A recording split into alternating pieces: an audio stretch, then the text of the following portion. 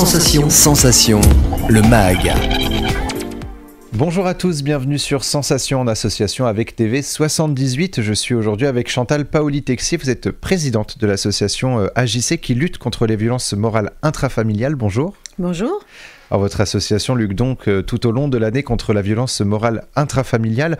Les femmes, les enfants et les hommes sont touchés par cette violence. La violence se traduit à travers les insultes, mais pas que. Alors quand commence une violence morale ?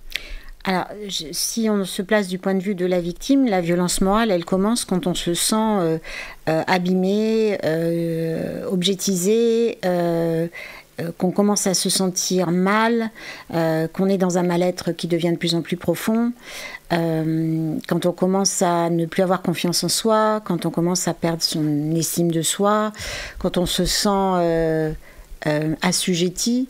Enfin, il y a toute une déclinaison de sensations, de ressentis et de conséquences psychologiques qui peuvent déterminer qu'on est victime de violences morales. Après, de la part des comportements de l'auteur, effectivement, ça passe par la violence verbale, donc les insultes, les menaces, mais aussi des propos tendancieux, des paroles paradoxales, une façon de faire qui donne à l'autre la sensation de ne plus exister.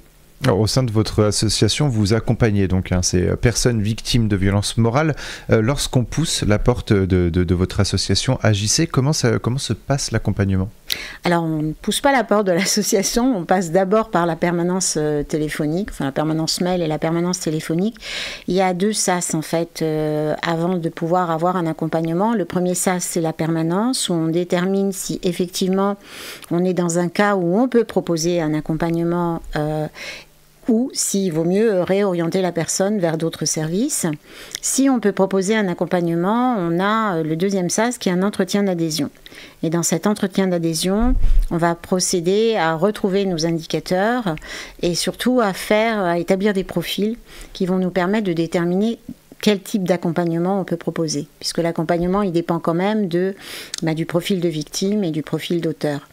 Et ensuite seulement, on met en place un accompagnement. Alors bien souvent, c'est le sentiment de honte qui prédomine, notamment à cause de cette perte de confiance en soi, notamment également face à un pervers narcissique qui rabaisse son ou sa partenaire à longueur de temps. Alors comment faire prendre conscience aux victimes de violences morales que la honte n'est pas dans le bon camp ? Alors ça, c'est un travail qui se fait sur le long terme, avec les thérapeutes, mais pas que, parce que c'est aussi sur la partie juridique. Il y a plusieurs choses qui accompagnent les victimes pendant longtemps. Il y a la honte, il y a la culpabilité, il y a la peur, il y a le doute, un doute très profond. La honte, c'est peut-être la chose qui est la plus facile à supprimer d'une certaine manière. À partir du moment où il y a une véritable reconnaissance qu'il y a de la violence et que leur parole est entendue et crue, la honte change de camp. C'est là qu'elle change de camp. Mais il y a quand même un processus qui est long à mettre en place, de se dire, bon, je suis victime, j'ai été victime, et maintenant je vais sortir de cette victimisation, parce que ça aussi, ça engendre de la honte. Et parce qu'il y a aussi, c'est ce que vous avez dit, la culpabilité, le doute, etc. à côté. Et donc c'est un travail aussi sur toutes ces émotions. Exactement. Vous proposez un accompagnement psychologique, mais également juridique au sein de votre association. Pour autant, la violence morale est encore difficilement punie par la justice, notamment par faute de preuves. C'est ce qu'on revoit assez régulièrement lors des procès. Parmi vos objectifs, celui de défendre les victimes de violences psychologiques et de mener des actions de plaidoyer pour porter leur voix. Alors à qui s'adressent ces plaidoyers ? Alors ça dépend, ça peut prendre des formes véritablement juridiques, comme des signalements sur des situations où nous estimons que les enfants sont en danger, une aide à la rédaction de plaintes. Ça peut être aussi, alors maintenant c'est plus en extérieur de l'association, mais des bilans psychotraumatologiques pour montrer qu'il y a un trauma qui a été induit par la violence. Mais après, on fait aussi des plaidoyers qui sont à destination de la société civile, qui sont à destination des ministères, comme lorsqu'on a fait notre rapport à la Ciivise, on l'a écrit à la Ciivise, mais on l'a aussi diffusé sur nos réseaux, parce que c'est un moyen aussi de prévenir, c'est un moyen aussi d'essayer de sensibiliser effectivement tout public. Ensuite, on essaye aussi d'intervenir dans les médias, autant que faire se peut, donc comme ici à la radio, un article dans un magazine, de temps en temps, en tant que spécialiste, on peut être amené effectivement à intervenir, à apporter un éclairage, mais on écrit aussi par nous-mêmes.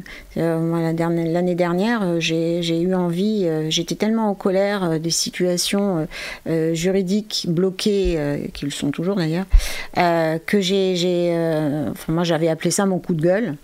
Pour être très honnête, on l'a transformé en plaidoyer, c'était un peu plus poli.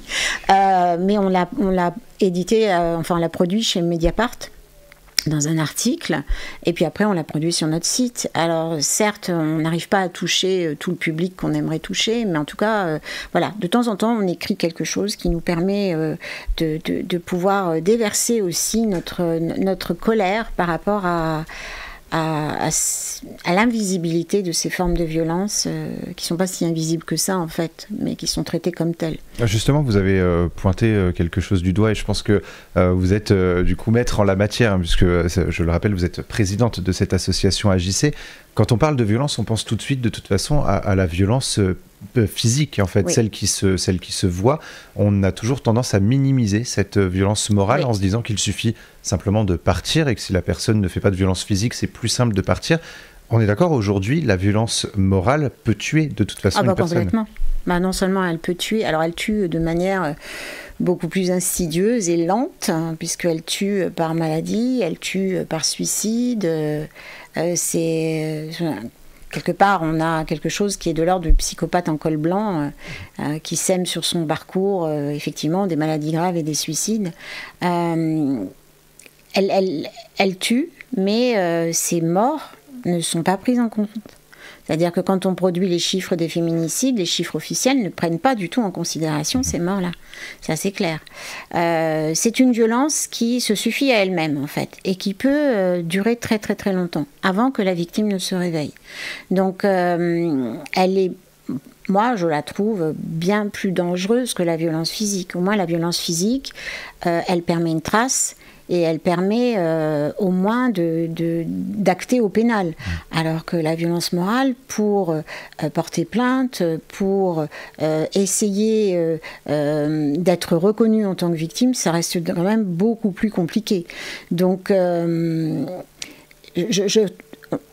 a tendance à dire que c'est la première marche vers la violence physique. Moi, je vais à l'encontre de ça en disant que c'est la reine des violences en fin de compte. C'est celle qui sème la mort, mais qu'on ne voit pas. Alors vous faites justement de la sensibilisation autour de cette violence morale. À qui s'adresse cette sensibilisation ? Est-ce que vous essayez de toucher à la fois les enfants, mais également les adultes et même les seniors ? Alors, au niveau des réseaux, j'avoue qu'on touche un public plus adulte. Donc ça peut être les seniors, ça peut être des jeunes, hein, mais des jeunes adultes. Les enfants, ça reste quand même un public qui est beaucoup plus difficile à atteindre, en tout cas directement. Indirectement, par l'intermédiaire des parents, certes, mais directement, c'est un sujet sur lequel on se penche et c'est un de nos projets pour 2024. Mais c'est encore à l'état de projet, c'est-à-dire qu'on est en ébullition par rapport à ça, mais on n'a pas encore trouvé exactement comment on allait faire. Mais pouvoir atteindre directement les enfants, ça devrait passer, je pense, par... alors peut-être par des réseaux spécifiques, ça j'en sais rien parce que c'est pas mon domaine, mais en tout cas peut-être par un ouvrage spécifique. Ça c'est notre projet. Parce que alerter les enfants sur ce qu'ils vivent et leur donner des clés de compréhension, on se rend bien compte à l'association que ça devient un enjeu de santé mentale. Donc ça devient extrêmement important. Mais il faut se donner les moyens. Donc 2024, il y aura peut-être une priorisation aussi sur cette sensibilisation autour des enfants. Complètement. Après, quand on sensibilise, on essaye de sensibiliser, encore une fois, la société, on essaye de sensibiliser les professionnels.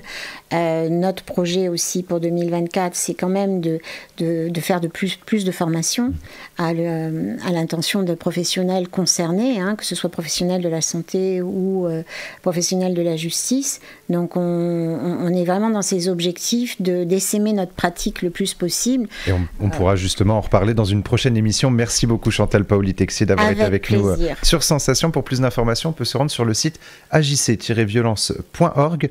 Et pour revoir ou réécouter cette émission, rendez-vous sur notre site et notre application Radio Sensation.